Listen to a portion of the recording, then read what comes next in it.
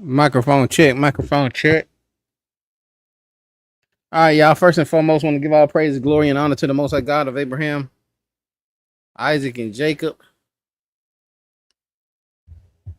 and his son, the Hamashiach, who some call Yahushua, Yeshua, Yehoshua, Yahusha. We mostly know as Jesus Christ. Wednesday's class, 7:30. Preparing for warfare. Preparing for warfare. Let me go ahead and put this link out here. Give brothers a few minutes to come on in, sisters a few minutes to come in. Son low, peace, brother, peace, peace. Shalom, see if I got a reader in here. But it's gonna be I ain't gonna say it's gonna be short. You know, I'll be saying that sometimes y'all don't end up being. But it's not a lengthy one. I say that. It's not a lengthy class today. And if we have some extra time, and you know, people still hungry, I do have a few other examples that I'll be dealing with, and we can just briefly speak on. We can paraphrase, maybe. Brother Dion, shalom, my brother. Hey, shalom, huh? How you doing? Man, I'm doing pretty good. I can't complain. Don't do me no Guess good. who I talked to today? Who that? Brother Gad. I hit Brother Gad. I told him we were doing camp out there last Shabbat. Yeah, he said he talked to you. I guess by the time he got the message, it might have been a little. Yeah, it was probably over with. Yeah, because I told him the other time too, and then we didn't go, and then the rain kind of kept us out of there for about a month almost, and then you know. So yeah, all praises, man. He called you? He hit you? No, I hit him up actually. I just was going through my contacts, and you know, he talked my ear off for about 20 minutes, but yeah, ain't nothing. But it was good to hear from that brother, man. Yes, sir. Yes, sir. Yes, sir. Yeah. He had hit me. He wanted to go out, man. He was wanting to go out with us and everything. So, yeah, all praises, man. He's still in the area? I think so. Yeah. I'm not sure exactly where, but right. Yeah, I think he is, man. Yeah. It was the other, you know, Sarah had hit me too. I talked to him about a month or two ago, and he was telling me hit him. But you know, I can reach out to them brothers. I can definitely reach out to them. It'll be really nice to get the old camp back together, man. Yeah, I can definitely reach out to them. I'm sure they'll pull up. Come. I'm sure they'll pull up. Okay. I'm ready when you are. All right, we're gonna get this thing. Let's go get it started, y'all. Appreciate everybody for stopping in. Definitely appreciate you, Brother Dion, for coming in this thing, reading. It's definitely helpful, definitely necessary. Preparing for warfare. All right, your to-do list. And to be honest, you ain't gonna have much to do. It says, "Are you with us or the adversaries?" We're gonna start out with Joshua chapter 5, verse 13 through 15. Joshua 5. Come on, let me get that. Okay, Shalaki. No, you good, brother.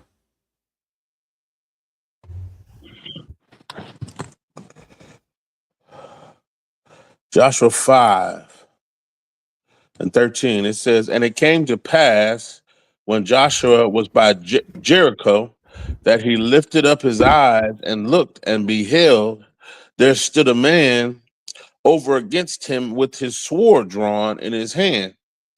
And Joshua went unto him and said unto him, Art thou for us or for our adversaries? And he said, Nay, but as captain of the host of the Lord am I now come.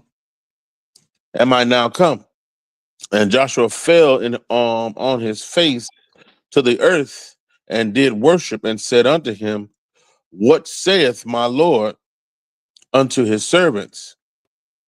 And the captain of the Lord's host said unto Joshua, loose thy shoe from off thy foot, for the place wherein thou standest is holy. And Joshua did so.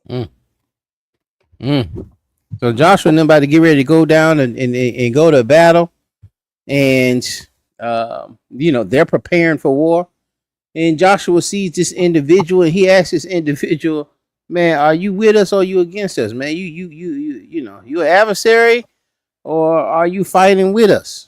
And, the Lord, the captain of the Lord's host. Now, can somebody get promoted to the captain of the Lord's host? And the Lord's host is his army, his military. All right. He has a captain here that's on ground, ready to go to war, ready to battle. All right, to help Israel fight this war. And this is some of the things that we need to glean from. It's one of the main principles we need to glean from this, is that the Lord has his army. He has a host. Thousands upon thousands. We're gonna get deeper into this in some of these examples that we'll look at when Israel is about to go to war, because we do have this perception that, when we're saying we're the greatest people, it's not because of nothing. It's only because we were chosen to have someone fight for us, to have a deity that has a army like this to come down and help us win these battles. But a lot of these battles, we weren't just out here just winning on our own. You get into some of the Maccabees, that that's a little different. But for the most part, though, the Most High was getting involved in these things. And again, I said we'll give some examples as we're going through this. Brethren are discouraged. Deuteronomy 1:28. You got the book of Deuteronomy, chapter 1, and verse 28. And it reads, whither shall we go up? Our brethren have discouraged our hearts, saying, the people is greater and taller than we. The cities are great and walled up to heaven. And moreover, we have seen the sons of the Anakims there.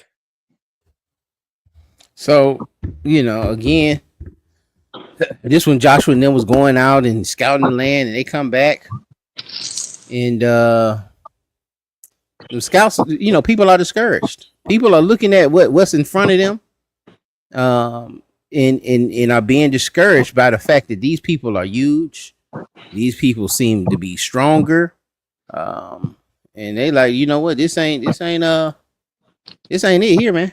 These are people of renown. We may not need to deal with that. Now Caleb and Joshua were their spirit was definitely different, and this is why they wanted the only two from that dispensation of those that came out of Egypt that were able to get into the promised land, because they weren't discouraged at this.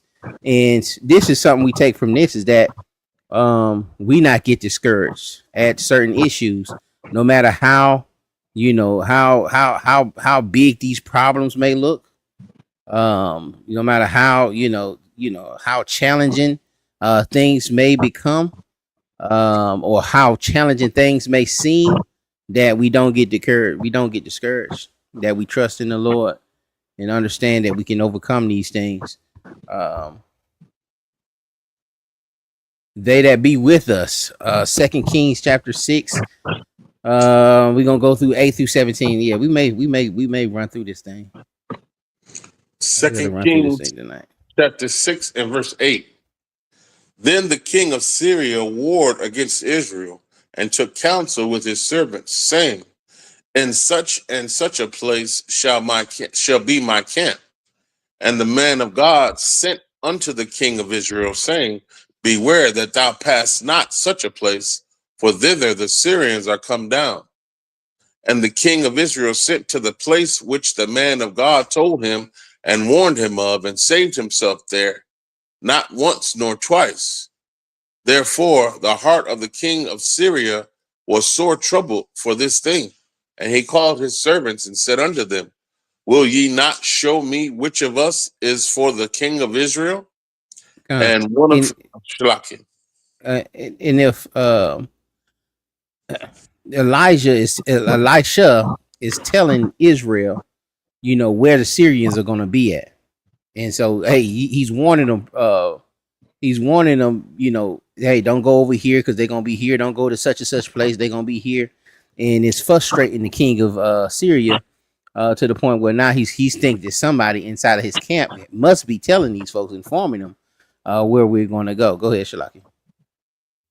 Verse 12.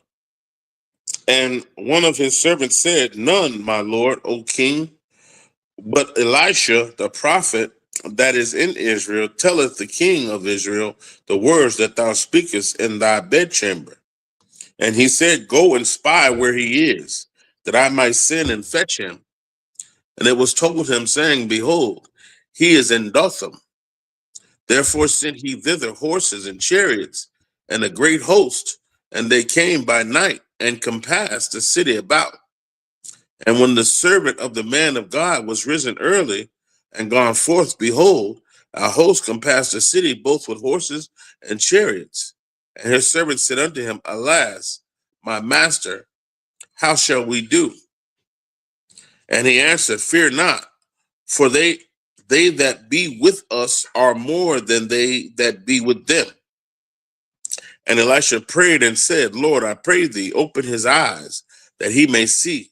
And the Lord opened the eyes of the young man, and he saw, and behold, the mountain was full of horses and chariots of fire round about Elisha. So no, you good. So Elijah, the king gets frustrated. He sends a great host down to go get Elisha, and great army, lots of chariots, lots of horses, etc. By night, Elisha has a servant with him. And if you continue to read chapter 7, 8, 9, you'll see some interesting stories with Elisha and this servant. And the servant asks Elijah, once he sees this great army, encompassing them, he says, well, look how many people, man. What we gonna do? He's almost finna get discouraged. What are we gonna do, man? And Elijah prayed that the Most High would open his eyes so that he can see in the spiritual realm that we actually outnumber them. That it's more of us than it is of them. When he's seeing, he opened his eyes and he's seen the Lord of hosts. He's seen the army of the Lord. And on top of this mountain, there was a full of horses and chariots of fire round about Elisha. Now, brothers will go into that and be like, well, the chariots were spaceships. If you need that, yeah, that's feel good for you. Yeah, okay. But my faith don't need that. If you're saying it's horses, he's seen horses, he's seen chariots and seen fire. I'm not mad either way. But spiritual ministers. Hebrews chapter 1, verse 14. Matter of fact, if you could start at verse 13 on that. Hebrews 1 and verse 13. But to which of the angels said he at any time, sit on my right hand until I make thy enemies thy footstool? Are they not all ministering spirits sent forth to minister for them who shall be heirs of salvation? See, these angels, they're really just spirits. They sent here for you. They sent here for those that are to be heirs of salvation. That's what he has these angels for. And that's, it goes into how we thinking that, when we're saying we're captains of this and the armies of this, and we're marching and we're thinking that, and we're getting our push-ups in, and nothing wrong with that. But this ain't our fight. This ain't our fight. The Lord will fight for his. He's going to fight for his. And he's going to fight for what belongs to him. And these angels are these ministering angels they're there also to fight for you, and for fight for those that are heirs of this salvation. Matthew 26:53. Matthew 26 and 53. Thinkest thou that I cannot pray to my Father, and he shall presently give me more than 12 legions of angels? All right, this when Peter cut off the ear and was like, "We finna go, let's go to war." And it's like, man, it ain't time for that. And if I needed to do that, Christ saying, if I needed to do that, I can get the Father to send down these angels. I can get him to send them down, legions of them, and that's how we do the work. That's how the work get done. That's how these jokers get slaughtered. And you just got to keep those things in mind. Where our strength really truly lies. Daniel chapter 7. We're gonna read 9 and 10. Daniel chapter 7, verse 9. I beheld till the thrones were cast down, and the Ancient of Days did sit, whose garment was white as snow, and the hair of his head like the pure wool. His throne was like the fiery flame, and his wheels as burning fire. A fiery stream issued and came forth from before him. Thousands ministered unto him, and 10,000 times 10,000 stood before him. The judgment was set, and the books were opened. All right, this too here too. Getting into some eschatology, some end time. What we see, in Revelation 20:21. About those books being open, and we see again these ministering angels that are before him, thousands, 1,000 times 1,000, whatever that means. It's just a great number. Thousands ministering unto him. 10,000, 1,000 times 10,000 stood before him. And the judgment was set. Books open, judgment being set, and then we see that beast being destroyed and cast into the lake of fire. And it's kind of harmonizing with how those things take place. For me in Revelation 20:21. But again, we're just gleaning from this verse, just getting those spiritual angels and how many of them are just around and to do the bidding of thus says the Lord. And usually that bidding is, for protecting those that are heirs to that salvation. Horses can't save you. And Shalakia, brother got a question here. Brother, could you do one day break down the sons of God? Some teachers believe that they're talking about men in the Old Testament, or like the sons of God mentioned in Job. Job, I can do a short lesson on it, but I have to look into it. Exactly. I don't know if you get into like the Anunnaki, or you saying the sons of men, or if we get into the doctrine of the angels coming down and sleeping with brothers, and some sleeping with sisters, and making these making these half angel, half giants kind of ordeal. Or and the other slight to that is that these people were just renowned people. I think that's what you're talking about in the Old Testament. Some people are saying that these are just renowned people that just had a great name, and were probably men of valor that had a great name in the Old Testament. But just remind me on it, and I'll try to get to it. Did we finish that last verse? You said on 15. 11. Yeah, that was Daniel, right? Daniel 9. Yeah, we stopped at this one more verse there. Shalakia. No, you good. Take your time, bro. Daniel 9 and 10. It says, neither have we obeyed the voice of the Lord our God to walk in his laws, which had set before us by his servants the prophets. Yea, all Israel have transgressed thy law, even by departing, that they might not obey thy voice. Therefore the curse is poured upon us. And in Daniel 7, 9, 7, 11? I'm in 9. I'm tripping. 7, 11. 7 and 9. Con.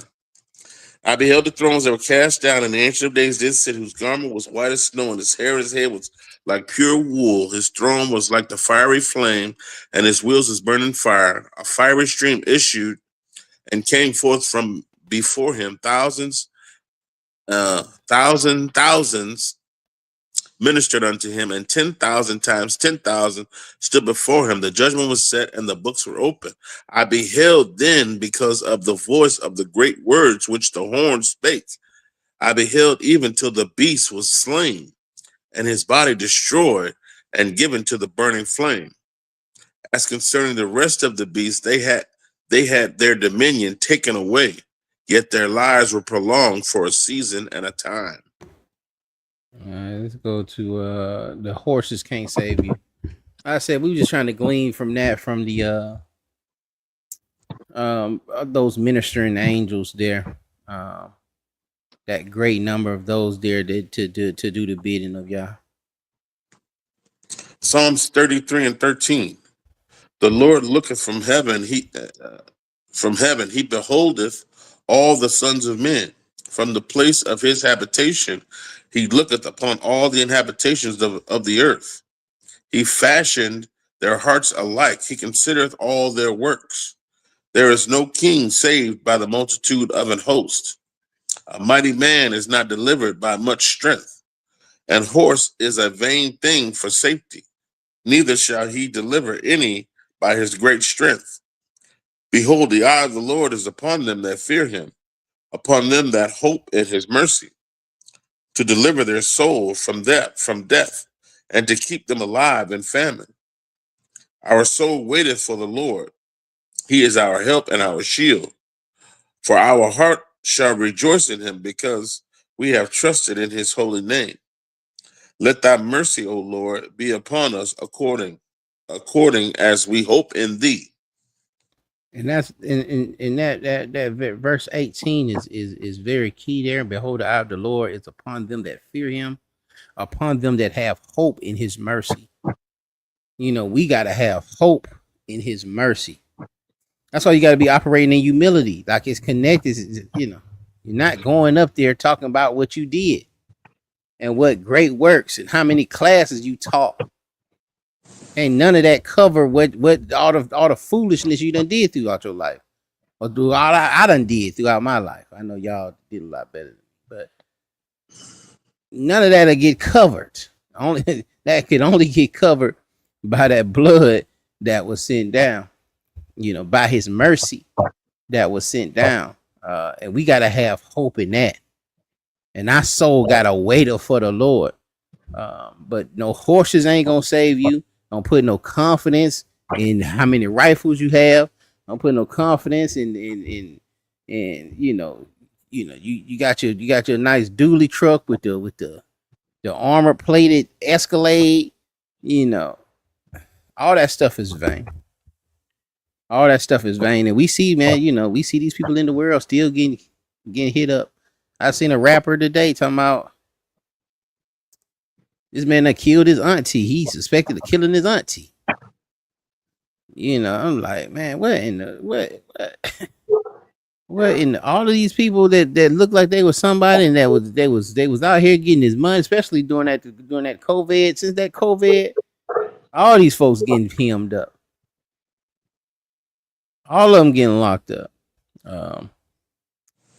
But we got to be mindful of that, man. We definitely got to grip and hold on to the fact that our hope need to be in the mercy of Yah. You need to be going up there thinking about the mercy. And another example of that, I think it's when David numbered the people, and the Most High gave him 3 options on punishment, and his hope was in the mercy. You know, one was like for I forget. It was one was like he was gonna bring the nations in to punish him. I forget what the other one was, and then another one was I'm gonna punish you. And David chose to be punished by Yah, understanding that he's a merciful God, and those are the attributes of Yah that don't change. When we're saying that God don't change or Yah don't change, that's what he means. He's always going to be a merciful God, and we have to put faith in that. Y'all think y'all living perfect out here, but now I ain't even gonna say that. You need to put your hope in His mercy. You need to put your hope in His mercy, man. Psalms 20 and verse 7.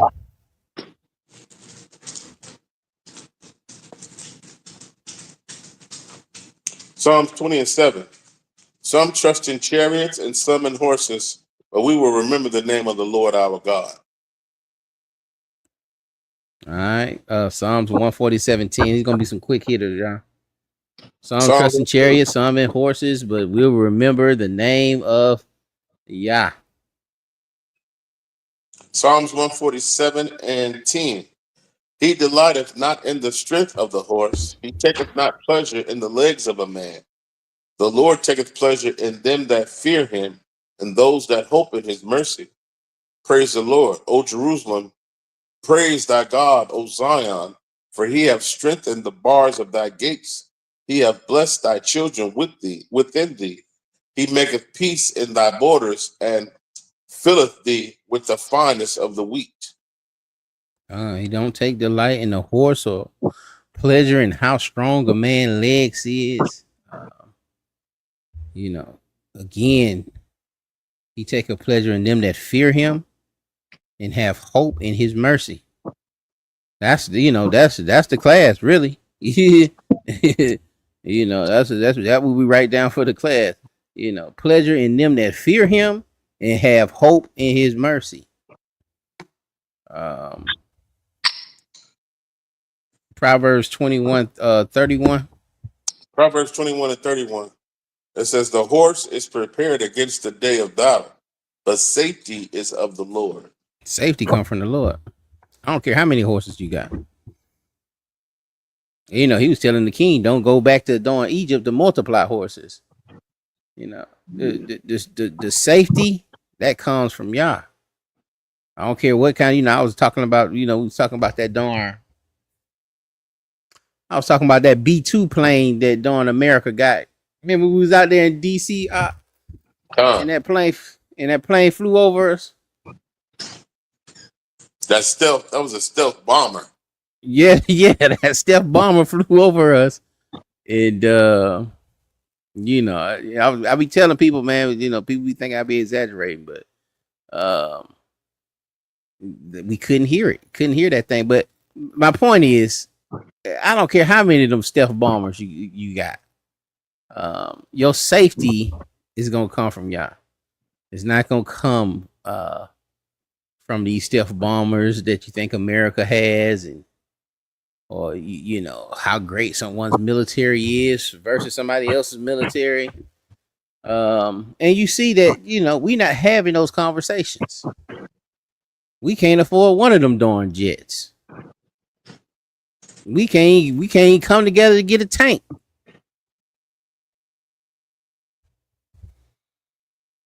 All right, but the Lord will do those things. He'll make peace in the borders. He provides the safety. Understanding our best weapons. Sometimes you can move in them rough neighborhoods. You can put many locks on that door. You want to put on it. But that safety comes from the Lord. You can lock that thing tight as you want to, but if you don't fear the Lord, man, they'll find a way to get in there. They'll find a way. Understanding our best weapons. 2 Corinthians chapter 10. We're gonna read 4 and 5. It's 2 Corinthians chapter 10 and verse 4. For the weapons of our warfare are not carnal, but mighty, through God to the pulling down of strongholds, casting down imaginations and every high thing that exalteth itself against the knowledge of God, and bringing into captivity every thought to the obedience of Christ. All right, and these are our best weapons. We have to be casting down imaginations. We have to cast off these strongholds. What strongholds are we dealing with? What strongholds are we battling? We should be dialogue. We should be calculating that and evaluating that on our day to day. What's keeping us? What thoughts popping in my head that's keeping me disobedient from Christ? What am I strolling? What am I seeing? What made that thought pop in my head? Made me want to. Oh, well, let me see if her number still work. What made that pop up there? Every thought gotta be cast down, and they had to be brought into captivity. And what does it mean, brought into captivity? You got to control it. You got to have it under control. You got to have it enslaved. You got to have it mastered. You gotta be able to punish it. You got to be able to ultimately control it. Control is the better term. You got to be able to control those thoughts. And this is what's going to arm you and not make you a victim and not have you out here fighting against it, because this world is getting wickeder by the day, by the second. And you're going to have to build up your armor.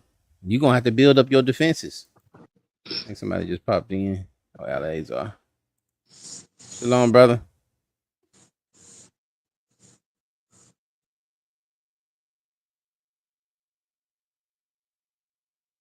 But yeah, we're going to have to build up our defenses.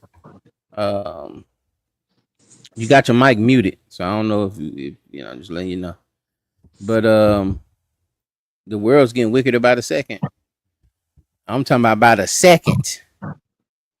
And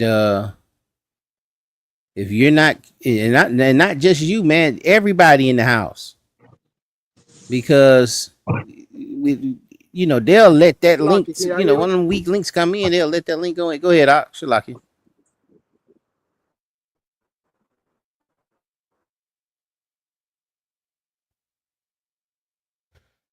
They'll let one of those links. What you finna say, Art? I was just speaking to the brother. Oh, okay, yeah. I think he's having trouble with his mic, maybe. But they can allow that. They can let that thing in that house, man, and let it spread, especially throughout with them kids.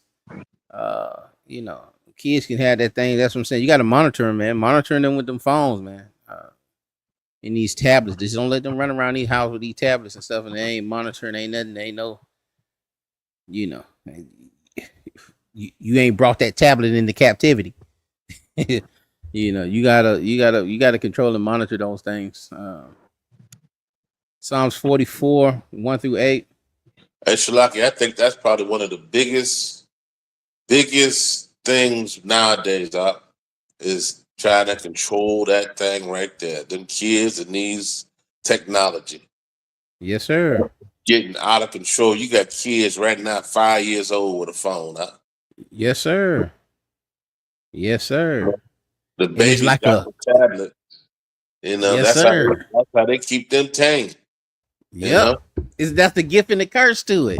It like, you don't have to deal with the child as much. You can keep the child entertained, and then you can go and have your conversation and eat your food, and don't have to worry about the child trying to grab at your food and crying, and but you try to take that thing away from them, boy. Good night. Good night. It's over with. Oh, you can't let them deal with it, man. You can't let them deal. You really just can't let them deal with it. If like, that's probably the wisest thing. It's just, you can't let them have it.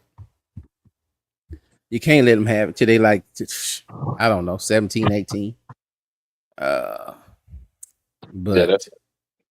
you give them to them 3-4 years old, and then you know what also is with that too. Another link to it is that they see you with the phone. That's how they get the value. Oh, con. They see their brothers and sisters with it too. Yeah. Yeah. Oh, yeah.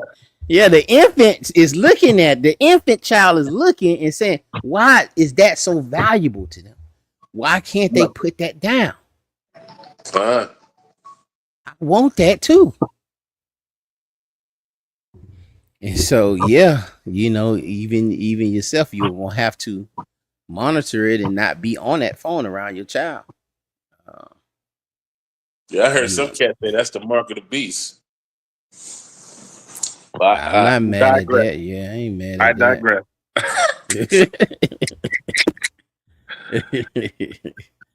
We had Psalms 44:1. Kind. It says, we have heard with our ears, O God, our Father have told us what work thou didst in their days, in the times of old, how thou didst drive out the heathen with thy hand and plantedst them, how thou didst afflict the people and cast them out, for they got not the land in possession by their own sword, neither did their own arm save them, Mm. but thy right hand and thine arm and the light of thy countenance, because thou hast favor unto them. Thou art my king, O God. Command deliverances for Jacob. Through thee will we push down our enemies. Through thy name will we tread them under that rise up against us. For I will not trust in my bow, neither shall my sword save me. But thou hast saved us from our enemies, and hast put them to shame that hated us. In God we boast all the day long, and praise thy name forever. Selah. A lot. And so um we seen that we were hearing, and you can see like an oral tradition being passed around. You know, our forefathers told us about all the different times that you delivered us and cast out our enemies and cast out the heathen and planted them somewhere else. And how you delivered us. And they understand that it wasn't by our sword. It wasn't by our strength. It wasn't by our arm. It was by the arm of the Lord. And that's a phrase that's in and I have a lesson on that too, the arm of the Lord. And then ultimately seeing who the arm of the Lord is. But that's another heavy topic if one want to take that on and research further and go into well, what is the arm of the Lord and how the arm of the Lord operates. But it was by the arm of the Lord. It wasn't by the strength of our arm. They understood that. They weren't up there boasting about how they're taking these folks out. But you know, there are some examples. You know, with the whole Saul David. He killed 1,000. He killed 10,000. But outside of that, you know, there was an understanding that all of these things happen. This is, you know, all of these things happen because of Yah. Never go to war without your armor. Shalom, brother Reuben. That's Ephesians 6. Ephesians chapter 6. We're gonna read 10 through 18.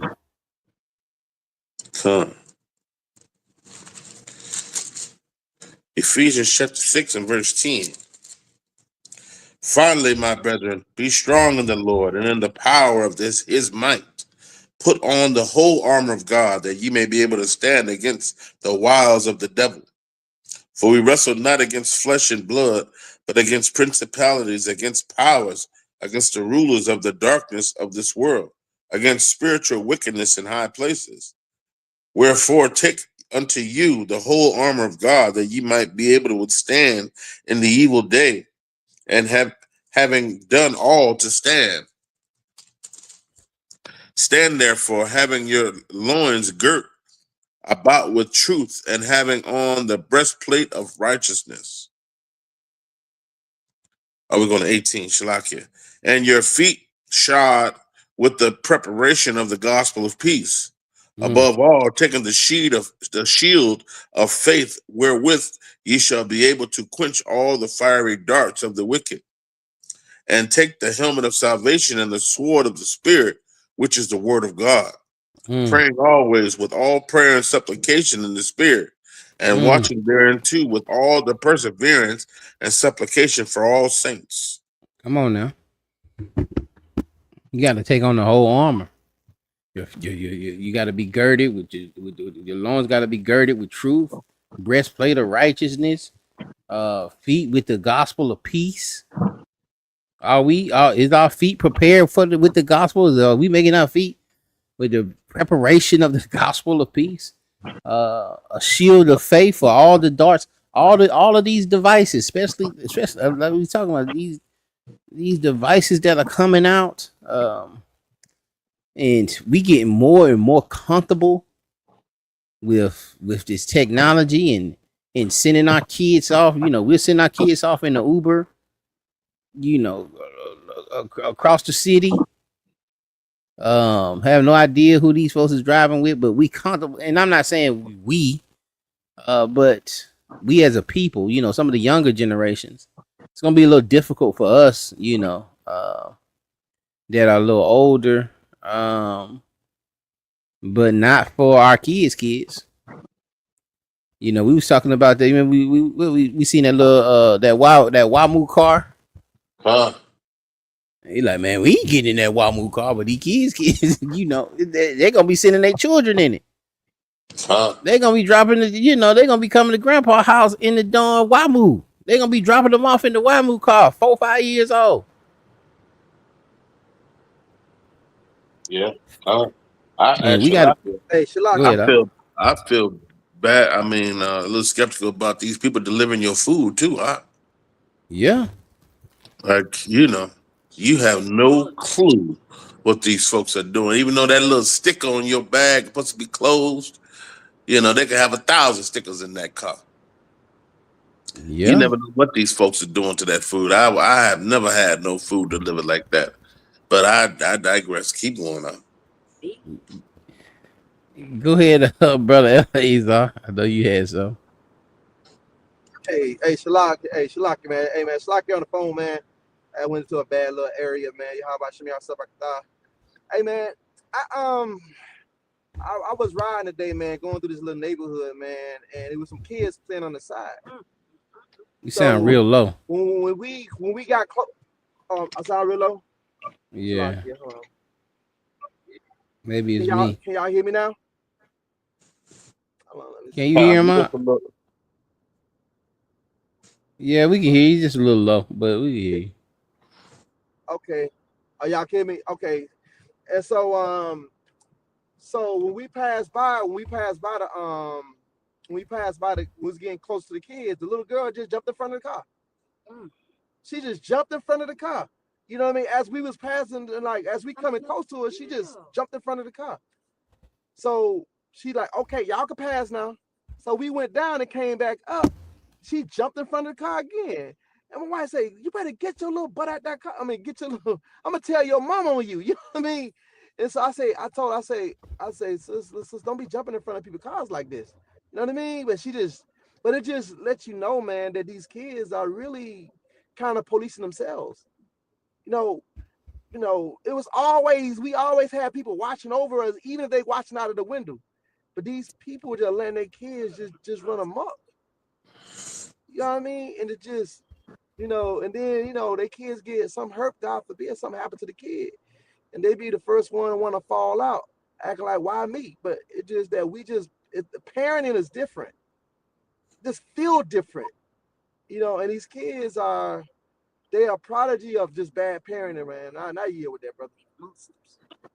Yeah, absolutely. You know, and it's getting that way because we're putting faith. We don't have faith in the Lord. We're putting faith in you know, some will say it's new devices. We're feeling secure with these things. Um, and you know, like I say, even with the, you know, I was saying about the food um and dropping these kids off with you know with no passengers. You know, I done picked up kids too. I done picked up, you know, I done Ubered and picked up a you know, teens that I wouldn't let you drive by you go by nowhere by yourself. You know what I'm saying? I wouldn't let mine get in no car. If I had, I wouldn't let them get in no car like that, and I would have to ride with them. But you know, that's the day. That's the day we live in. You know, uh, and we giving these folks more It's access. like it's like one more thing, and speaking on that, like when I used to Uber at night, it be kids like it be like 2 o'clock in the morning, 3 o'clock in the morning. You see like little girls, they be like 14, 15 years old, coming from the back of the house, jumping in the Uber, getting dropped off at some apartments. That's another thing that be happening. A lot of these kids taking upon themselves as well, because the parent been letting them do it. they doing it without the parents. No, I mean, a few Yeah. times I picked up little girls 3 o'clock, 4 o'clock in the morning, and then I pick them up, but then drop them out in some apartment. Oh, you can just drop me off right here. Some little girls say, oh, you can just drop me off down the street. You know they doing wrong, bro. Yeah. You know they Yeah. doing wrong, man. You know what I mean? And so yeah, we living in some troubling times, man, because they got too much access to technology, not just on the phone, but even like Uber and Lyft. You know, a lot of these kids, Ubering them, not policing who getting an account. Anybody's getting an account and just going all over the place, and these kids just running amok, and the parents, and a lot of times parents might be in there asleep while their daughter somewhere at somebody's house. But I yield. Yeah, absolutely. And that's like I said, you know, these are the times we living in. We got to get back to them landlines, you know, where them conversations can be heard throughout the house. And even be having a little freaky deaky conversation, and then that line got to be cut off at a certain time. But now these kids got FaceTime and you know, like you said, they sometimes calling these Ubers on their own. But yeah, we got to be mindful, be very mindful of that. Excellent verse there too from Son Low, Ecclesiastes 7:9-29 low. This only have I found, that God have made men upright, but they sought out many inventions. Many inventions have been sought out. Like I say, Elon Musk is pushing us into some mess. It's gonna happen. So we're gonna be in a whole nother world. It's gonna be, you know, you can't exaggerate it, but you know, just gotta stay in prayer, man. And again, you know, keeping on that whole armor, and that shield of faith to quench all those fiery darts of the wicked. And that's the thing. It's not that those fiery darts ain't gonna get fired at you. They gonna get fired at you, but you gotta have on that armor so you can quench these things. Shalom, brother Chris. Shalom, brother Michael in the building too. 2 Corinthians chapter 6, 3-8. This is the book of 2 Corinthians, chapter 6 and verse 3. It says, giving no offense in anything, that the ministry be not blamed, but in all things approving ourselves as the ministers of God, in much patience, in afflictions, in necessities, and in distresses, in stripes, in imprisonments, in tumults, in labors, in watchings, in fastings, by pureness, by knowledge, by long suffering, by kindness, by the Holy Ghost, by love unfeigned, by the word of truth, by the power of God, by the armor of righteousness on the right hand and on the left, by honor and dishonor, by evil rapport and good rapport, as deceivers and yet true. All right, and this too, you know, because a lot of us, we want ministries, we want to be these great teachers, but it comes with a burden. Like you can't be out here giving an offense that the ministry be blamed. All right, but in all things, approving ourselves as ministers of God. And that's why I was talking about examining and evaluating, doing a daily log. You know what you're dealing with. You know what you need to work on. I know what I need to work on. You know, we got to take those steps and be honest with ourselves. You know, because improving ourselves to be ministers of Yah. And then look at this, impatience. We got to have these characteristics. We got to be patient with each other. We gotta be patient even when we're dealing with afflictions. Even when we're dealing with necessities and things we may not have, even in the midst of distresses, and we still got to have these attributes. We still have to be in the sense of being blameless and not giving offense. And stripes, imprisonments, tumults, labors, and watchings, fastings, by pureness, by knowledge, by long suffering, by kindness, by the Holy Ghost. All right, operating in the spirit. All right, by love unfeigned. All right, these are characteristics we have to be putting on, you know, to operate within this spiritual war. that we're going to be dealing with, because there's going to be ups and downs.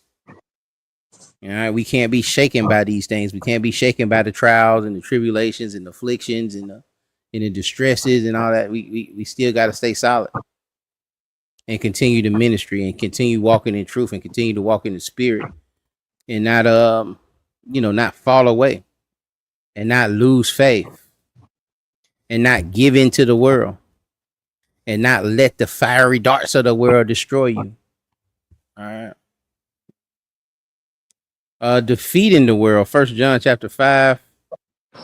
We're gonna read verse 4 and 5. 1 John chapter 5 and verse 4. For whatsoever is born of God overcometh the world.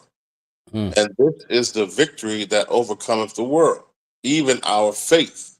Who is he that overcometh the world, but he that believeth that Jesus is the Son of God? That's how you overcome it, through your faith. All right, through your faith, being born again in Christ.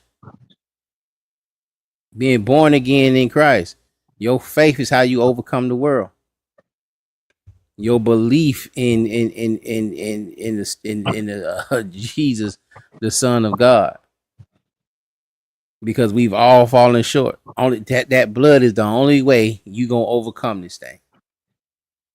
It's the only way you gonna have your name in that book.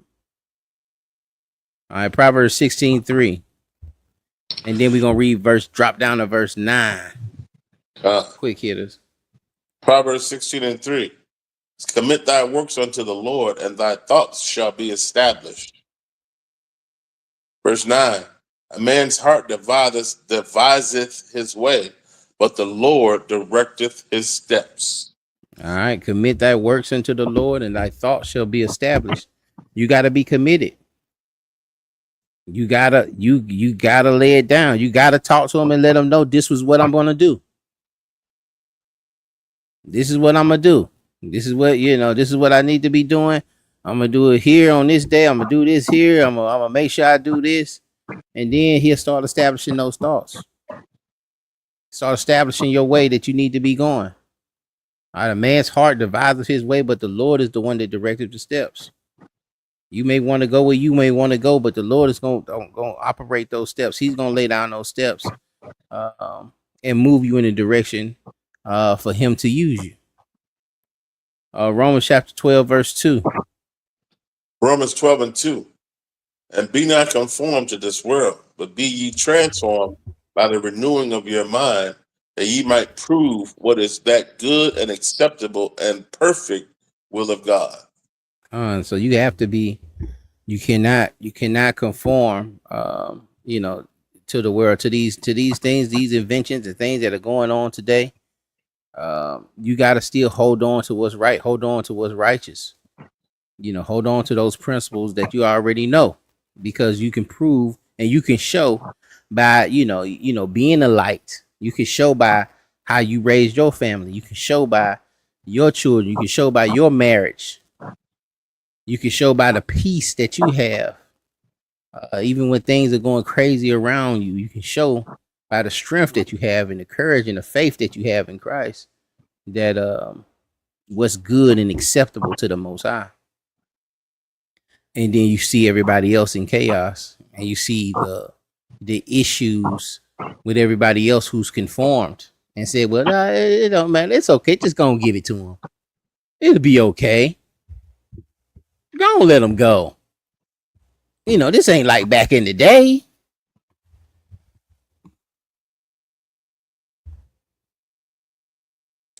Make sure he with you. All right, Romans 8:31. Before you go to war, Israel about to go to war.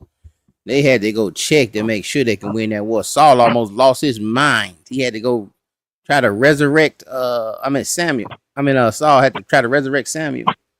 To try to hear from the Lord before he went to war. And ultimately, even doing all of that, all he heard from the Lord was, I see you tomorrow. That was Samuel. Said, man, I see you here tomorrow, man. You done did all that. He ain't listening to you. You ain't heard nothing from him. Y'all about to go to war. You ain't heard nothing. Oh, man, I see you here tomorrow. Man, make my stomach drop. Who's that? Romans 8:31. Romans 8:31. What shall we say then to these things?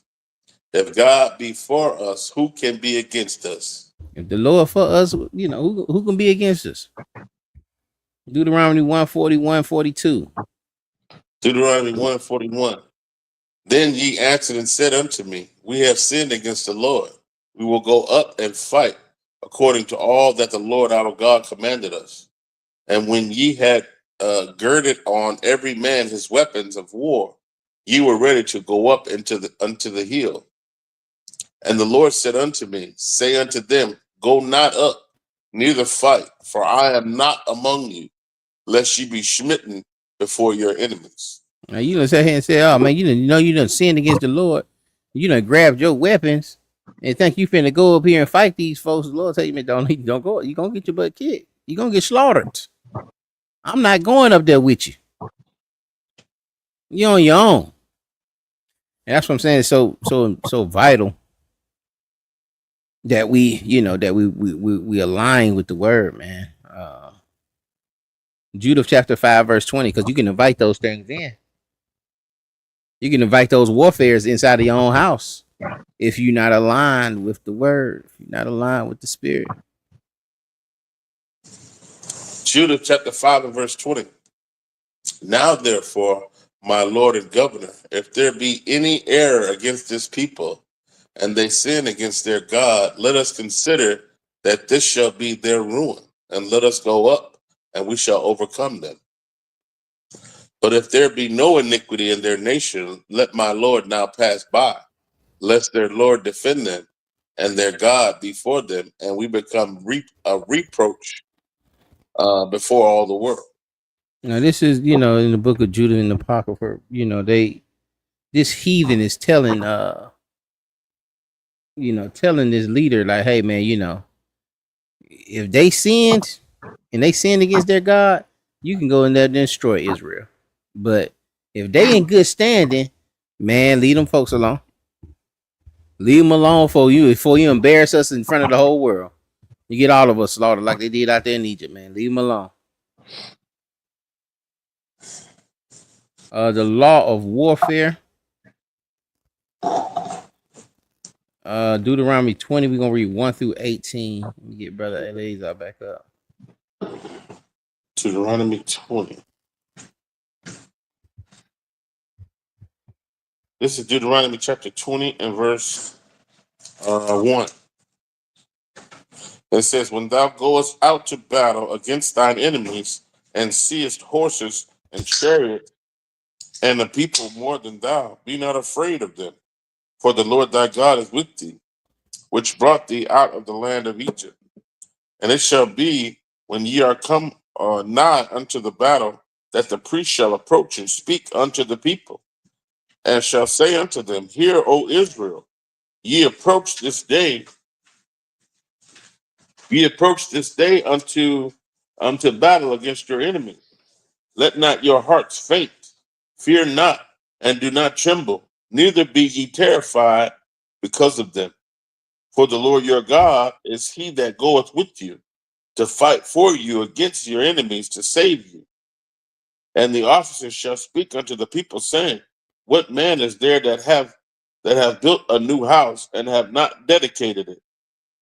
Let him go and return to his house, lest he die in the battle and another man dedicate it. And what man is he that hath planted a vineyard and have not yet eaten of it? Let him also go and return unto his house, lest he die in the battle and another man eat of it. And what man is there that hath betrothed a wife and hath not taken her? Let him go and return unto his house, lest he die in the battle and another Wait, you man. can betroth a wife and not take her? Go ahead. That was just something to throw out there. Go ahead. God. And the officers shall speak further unto the people, and they shall say, what man is there that is fearful and faint hearted? Let him go and return unto his house, lest his brethren's heart faint as well as his heart. And it shall be, when the officers have made an end of speaking unto the people, that they shall make captains of the armies to lead the people. When thou comest nigh unto a city to fight against it, then proclaim peace unto it.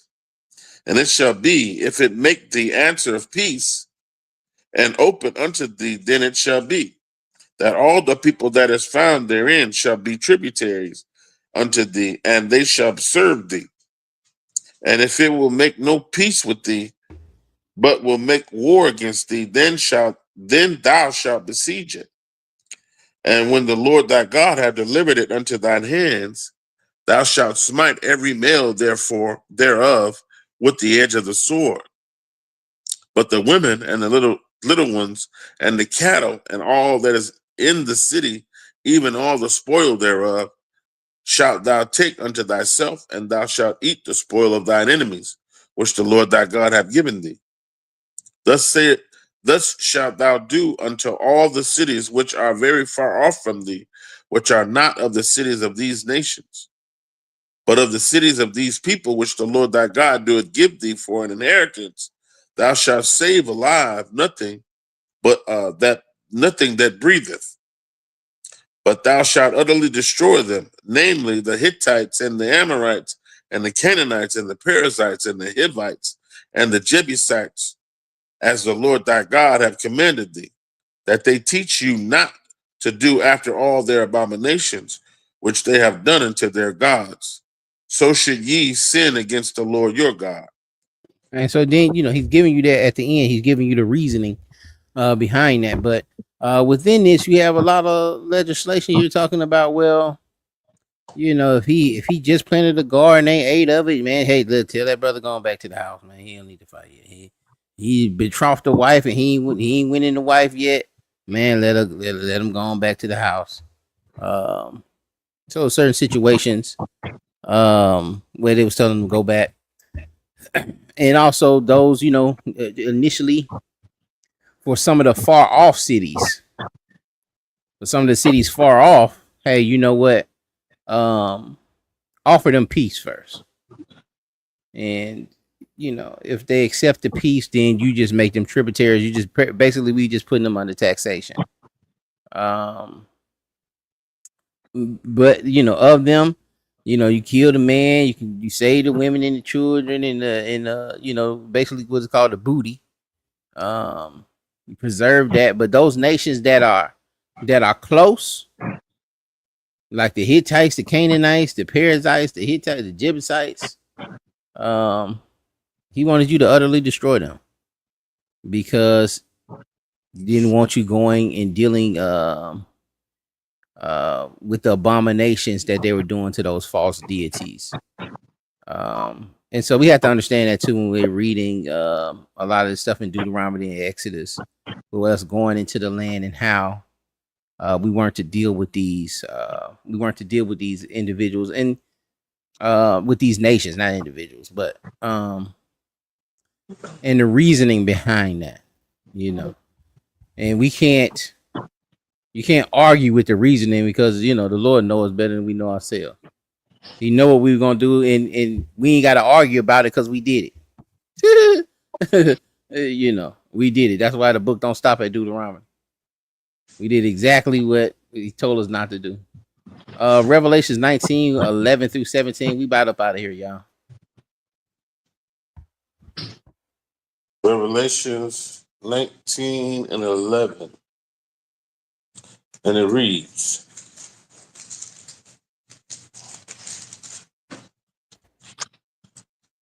and I saw heaven open, and behold, a white horse, and he that sat upon it was called Faithful and True, and in righteousness he doeth judge and make war. His eyes were as a flame of fire, and his head were many crowns, and on his head were many crowns, and he had a name written that no man knew but he himself. And he was clothed with a vesture dipped in blood, and his name is called the Word of God. And the armies which were in heaven followed him upon white horses, clothed in fine linen, white and clean. And out of his mouth goeth a sharp sword, that with it he should smite the nations, and he should rule them with a rod of iron, and he treadeth the winepress of the fierceness and wrath of Almighty God. And he have on his vesture and on his thigh a name written, King of Kings and Lord of Lords. And I saw an angel standing, Shalakia. And I saw an angel standing in the sun, and he cried with a loud voice, saying to all the fowls that fly in the midst of heaven, come and gather yourselves together unto the supper of the great God. All right, and we see that, you know, that vengeance is his. When he returns, when Christ returns, you know, the King of Kings, you know, who we understand is the Word of God. Um, when he returns, he's returning in a vesture like it was dipped in blood. And not just him, but a host of those angels also. Again, that army of the Lord of Hosts, also there with him. Joel chapter 3 and verse 2. This is the book of Joel, chapter 3 and verse 2. I will also gather all nations and will bring them down into the valley of Jehoshaphat and will plead with them there for my people and for my heritage Israel, whom they have scattered among the nations and parted my land. And they have cast lots for my people and have given a boy for an harlot and sold a girl for wine that they might drink. Yea, and what have ye to do with me, O Tyre and Zidon, and all the coast of Palestine? Will ye render me a recompense? And if ye recompense me swiftly and speedily, will I return your recompense upon your own head?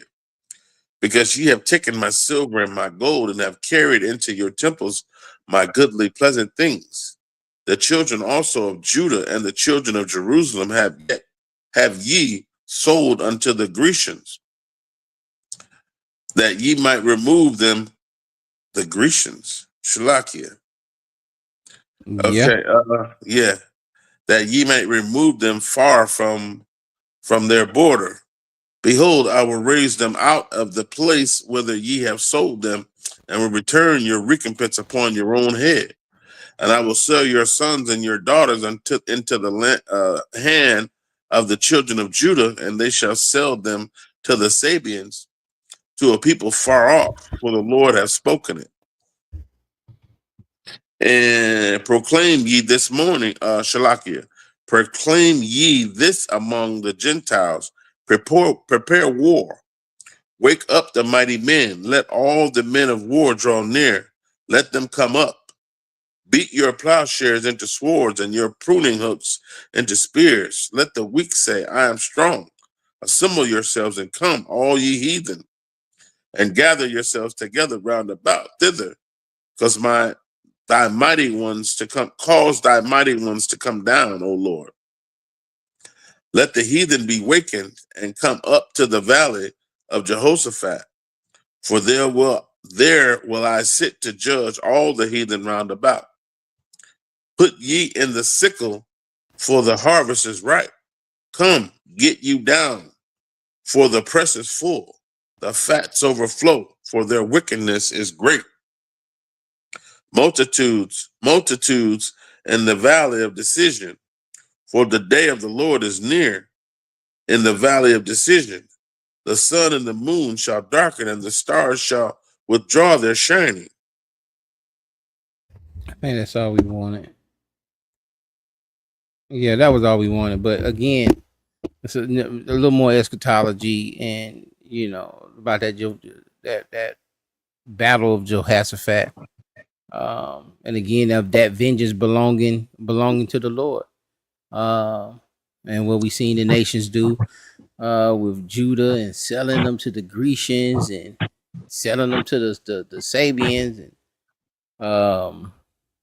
and their wickedness overall. It's gonna be a great judgment. It's gonna be a great, like I said, like we seen even in the Revelations. Um, it's not a nice scene. it's not. It's not. You know, that grace is over, man. That mercy is over. Um, you know, and so we don't want to get to that point. We don't want to, we want to be operating again, like we were saying earlier, in the fear of the Lord and hope in His mercy. But He is returning with a sword. He's not returning to play around and play games. Let's look at Romans chapter 12 and verse 19. This is Romans chapter 12 and 19. Dearly beloved, avenge not yourselves, but rather give place unto wrath, for it is written, vengeance is mine, I will repay, saith the Lord. Therefore, if thine enemy hunger, feed him. If he thirst, give him drink. For in so doing, thou shalt heap coals of fire upon his head. Be not overcome of evil, but overcome evil with good. All right, we have to understand that even no matter how upset we get, we have to understand that vengeance belongs to Him.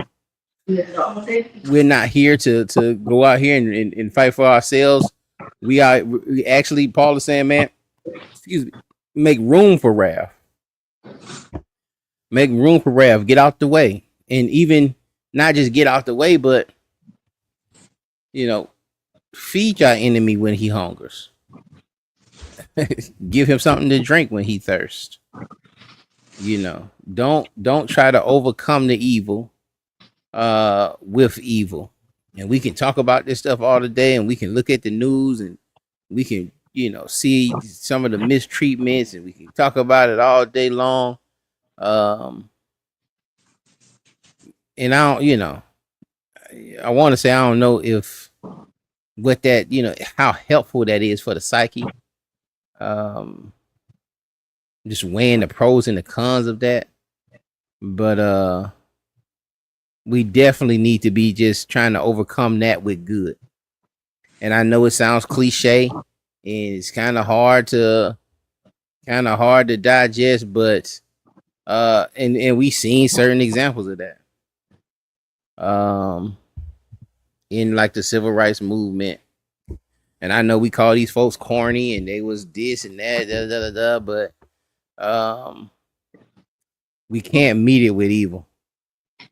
We can't meet it with what was that? Something Newton Gun Club, Harry Newton Gun Club, or something.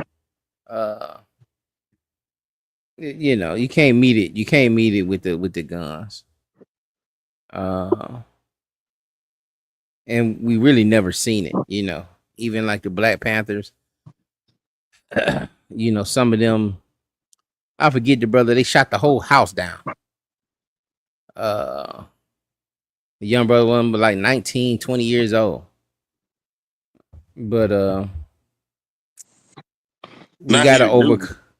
Was it Henry Newton? Huey Newton. Huey Newton, yeah. And I think it's the Huey Newton Gun Club too.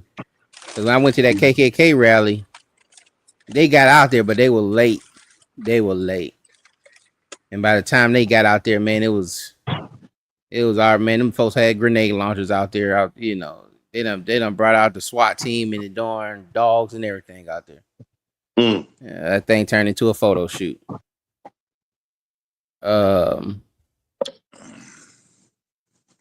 Hebrews chapter 10, verse 30. Hebrews 10 and 30. For we know him that hath said, vengeance belongeth unto me. I will recompense, saith the Lord. And again, the Lord shall judge his people. All right. Vengeance belongs unto him. He shall recompense. Get out the way. You don't have to. We ain't even got to focus on that. He gonna get vengeance. Vengeance belong to him. He be operating and trying to make sure we got mercy, and that he don't take that vengeance on us, and that our blood ain't on that sword. Deuteronomy 32:35. Actually, like a lot of the camp. I hear a lot of the camps. They are banking on that that Revelation 13. And how I've heard some of the camps say, "I want you to be my slave." I'm gonna beat your back in. Yeah, you gonna make a good slave. I don't know. Exactly. Oh, Karen, you gonna make a good slave, Karen. Yeah. And I don't know if they really actually know what that looked like. But And Shalakia, Go ahead, Doc. and you know what? I was thinking about listening to you break that down about the Satirian when Christ said he have not found any greater faith, no, not in Israel. And to really compartmentalize that what it is to have faith. Like we don't really rationalize that what the Most High is requiring of us about that faith thing. And in order for us to feed your enemy when he's hungry, takes a great deal of faith, because you putting away your own preposition and trusting in the Lord. And so in order to endure to the end and to get the reciprocity of the kingdom, they're gonna take faith. They're gonna take a great deal of faith. Christ put it as the faith as the mustard seed. But in a faithful, through a faithless generation, that mustard seed can be like a freaking plum seed. You know what I mean? Because it's gonna be dealing with a lot of people that are not dealing with faith, and your faith is gonna carry you on. So it's gonna take faith to trust in the Most High to be able to deal with this stuff. So we gonna be obedience to His word, man. And with that, I yield. Absolutely.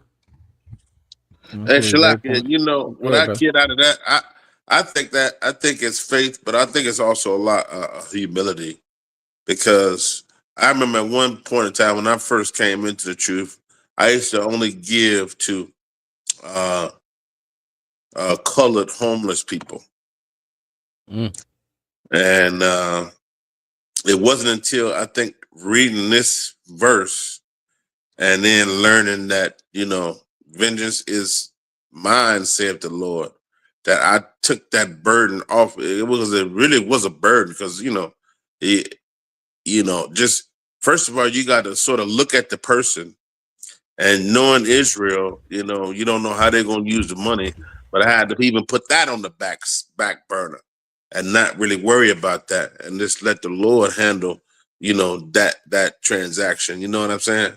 Right. So I had to really just look at myself, and just give from the heart, and I felt like almost like it was a relief, just not worrying about, not really worrying about what the cat is going to do with the bread, and then not worrying about the person. Period. Just giving from your heart, and that's the only thing. That's it right there. Just giving from your heart, and once I read this, that's when it sort of clicked for me. So, yeah. All praises. And I said we all come from that, well, this channel, we come from that banner. Where we had that switch where we were Israel only. And we were operating just like a lot of, we see our brothers operating in. And your spirit will tell you, well, nah, this ain't for you.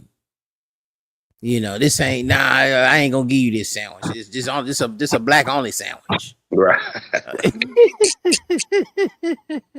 That's crazy. Your spirit tell you a little bit. It hit you a little bit, like, that was messed up, man. But it's a black only sandwich though. But yeah, it is a little relief.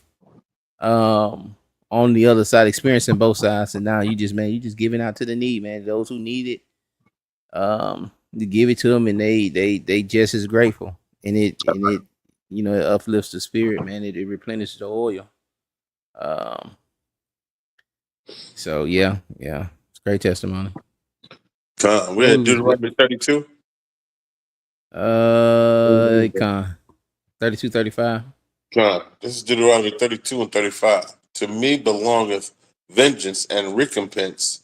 Their foot shall slide in due time, For the day of their calamity is at hand, and the things that shall come upon them make haste. Yeah, so the vengeance belong to the Lord, recompense that the foot shall slide in due time. For the day of their calamity is at hand, and the things that they should come upon them will come to pass. Like you just got to do what you got to do. You ain't got to worry about the destruction of somebody else. You trying to preserve you. You know, seen a comment here. What was my brother said? He said, "Nah, I still only give to so-called black people." But it's saying here, therefore, if thine enemy hunger, feed him. If he thirsts, give him drink. It ain't even got to be a black or white thing. It's your enemy. That joker you hate at work. That joker you despise. Still feed them. You know, and give place unto wrath, and understand. Let the Lord handle that. So you putting that judgment in your hands. You trying to get a judgment, and you giving the judgment on a sandwich. But you know, let the Lord handle that, and maybe redirect some of the energy back into building yourself up a little more. Sunlow put a couple of good verses in Jeremiah 50 verse 7. It says, all that found them have devoured them, and their adversaries said, we offend not, because they have sinned against the Lord. All right. The adversary say, hey man, it ain't our issue. It's not we ain't offend because they didn't do what they were supposed to do with the Lord. It's an opportunity. And so the nations could just see Israel, see them in sin. Like, listen, man, let's go take them out. We got these jokers in the town, in the darn temple of Baal Peor. We got them sacrificing the kids to darn Moloch in these abortion clinics today. Baal Peor ain't nothing but a strip club. If you look into Baal Peor, the deity of the opening, they had a wooden pole, and you only want to deal with the opening. But if you want to look further, you can look further into it. But as long as we was in the sin and iniquity, they knew that they can deal with us. They know that they can take us out and not get vengeance on them from the Lord. Psalms 94:1, it says, "O Lord," Sunlow put 94:1, "O Lord, God, to whom vengeance belongeth, O God, to whom vengeance belongeth, show thyself." I think this is the last slide here, y'all. Psalms 40:1. Psalms 40:1. It says, to the chief musician, a psalm of David, I waited patiently for the Lord, and he inclined unto me and heard my cry. All right, I waited patiently. Waited patiently on for the Lord, and he inclined unto me and heard my cry. All right, so you just gotta wait on the Lord. You gotta go out here and operate in your own judgment, in your own warfare. All right, these things that we're fighting aren't cardinal. It's a spiritual battle. So arm ourselves with spiritual tools, spiritual armor, so that we can wow the fiery darts of the devil, and maintain our faith and endure to the end. With that, I yield. Anybody got anything else? Hey, Shalaki, I just got one question. Shalakia. Oh, go ahead, Al. No, go ahead. I'll wait for you, brother. I had a question about that. Joel 3:6. It says, I'm starting 5. It says, because ye have taken my silver and my gold, and have carried into your temples my goodly, pleasant things, the children also of Judah and the children of Jerusalem have ye sold unto the Grecians. Now, my understanding is a Grecian is a Greek-speaking Jew, unless it has a different definition. Yeah, now you see you're in the Old Testament now. Oh, kind. Yeah. So that word there is not that word Grecian that we see in the New Testament is we dealing with Greek and Hebrew. Kind. Okay, so anybody know what the definition of a Grecian is in this text? Oh, that'll just be the Just the Greeks Greek. in that, and yeah, just the Greeks in that particular situation. I think Appreciate you it. see that also in Esther and in Esther. I think it's in Esther also. I think it's only there And twice. it's in Daniel's. In Oh, it's Daniel's. in Daniel. Yeah, it's in Daniel. Yeah, but that in that particular instance, it just means Greeks. But in the New Testament, it's a little different. God. Yeah, son, brother. Shalakia. Okay. Yeah, I was thinking about that ball PR, man. The NFL the president of the NFL Association, man, he had they really made him quit because they was gonna fire him because he was in Atlanta, right? He was in Atlanta and he went to Magic City and tried to write it off as an expense. And he got caught up. He risked a $2.3 million job trying to look at the women, man. Yeah, man. A year. Yeah. And that's what I'm saying, man. That's how strong that thing is, man. Got the lust of the flesh. Right. But I hear, brother. Good lesson, brother. Good And all class. praise, all praise. Go to the Most High. But yeah, and that money gave him that access. When he was broke before he got that contract, he wasn't trying to be in no Magic City. But now he got a contract for 2.3. That's what I'm saying. Some things, man, you just be lining yourself up. And it really ain't him that lining himself up. See, that's why I go back to that verse where we read. It talked about the heart devised of his way, but the Lord directed his steps. And so his heart brought him into a place, but the Lord, end up, putting him there, and it end up being something that's gonna hurt him. But ultimately, it'll be a blessing for him and get him out of that spirit, and he'll see the error in his ways. Same production put Micah 7:6 says, "For the son dishonoreth the father riseth up against her mother. I mean, the daughter riseth up against her mother, the daughter-in-law against her mother-in-law. A man's enemies are men of his own house." And that's a fact. And sometimes it be, sometimes it be hard to feed them. Sometimes these kids be out of hand so much it be hard to feed them, but man, go on feed them. Go on feed them. And do what you're supposed to do. And yeah, we know. And, it's tough dealing with our own. It's toughest dealing with our own, especially if you so-called Negro, so-called Latino too. Yep. Because we out here destroying each other. I don't know if anybody kills and destroys each other more than we do. Anybody had anything else? If not, we're gonna close this thing on out. Good class, huh? I man, appreciate it, brother. All praise to the Most High, man. Appreciate you coming in reading. All praises. Yeah, all praises. Yeah, getting through the family is the toughest. It is tough trying to get through to them. Absolutely. Yeah. But you know what? Absolutely. To lay me back on that, you've seen it all in the New Testament. Like the ones who gave the disciples the most problems, gave Christ the most problems, was his own. And then that's how, because Israel have never ever wanted to bail.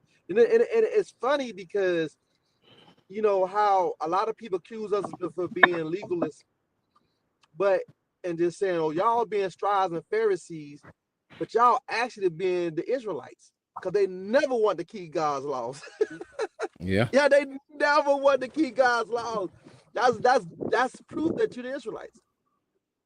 Because you look for every excuse to not to keep God's laws. That's proof you're the Israelites. Because you call us scribes and Pharisees, but you are the Israelites, because they never want that. And that's why they was always looking for some kind of when you go into the time of Jeroboam, that's why Jeroboam was able to juke him so easy, man. Behold, the God that brought you out of Egypt. They just start bowing down, worshiping golden staffs, and that Israel always do that, man, because they always looking for a way out, man. Always looking for a way out, man. So yeah, man. It's gonna be a tough journey, man. Christ said that you have to pick up your cross and follow after him. Tomorrow, most high willing, on the lesson I got is why did Christ say that we gonna be hated of all nations? What's that all about? So we gonna get into that tomorrow, most high willing. You said we gonna be hated of all nations. What you say again? What was that last part? He said you're gonna be hated of all nations. Oh, you're gonna be hated of all nations, Con. Yeah, so most high willing, we're gonna get into why did Christ say we're gonna be hated of all nations? What is that about? Because we see that certain Israelites and mostly in Christianity, most people are loved and reverenced. But Christ said you're gonna be hated. It's quite the opposite according to the Messiah. So most high willing, man, we can kind of examine why did Christ say we're gonna be hated of all nations. All praises. All praises. We'll definitely put that up for that class. Try to put it in the community thread, but we'll bring it on Bring It Out TV. If y'all haven't subscribed to Bring It Out TV yet, once y'all get off, go ahead and go over there and subscribe, because we're doing classes over there also. We try to do a class tomorrow.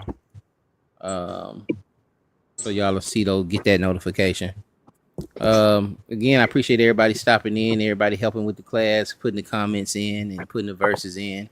All that stuff is necessary. All that stuff helps. You know what I'm saying, and make this thing, operate a little more fluid. But I pray this thing was edifying. Y'all be blessed. We'll see y'all on the next one. Shalom, Israel. Shalom, family.